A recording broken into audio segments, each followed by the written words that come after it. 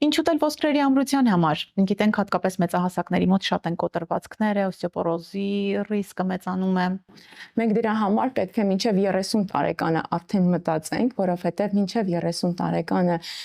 մենք պետք է սպիտակուցների պաշար ունենանք, որովհետև ոսկորների ամրությունը հենց գալիս է մեր սպիտակուցների քանակությամբ, մենք օրեկան պիտի ունենանք որոշ քանակությամբ սպիտակուցներ, որը հիմա շատ ցավալի է, բայց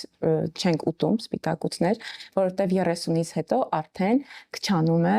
սպիտակուցների քանակը եւ մենք գոնե այդ պաշարը պիտի օգտագործենք եւ 30-ից հետո էլ պարբերաբար նորից հետևենք մեր սննդակարգին։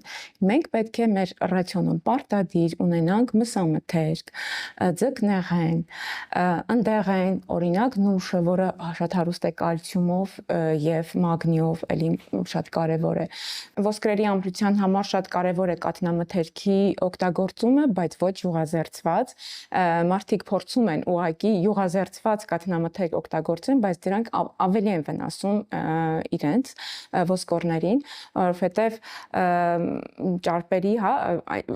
օգտակար ճարպերը շատ է օգնում մեր օրգանիզմին ցանկացած պարագայում,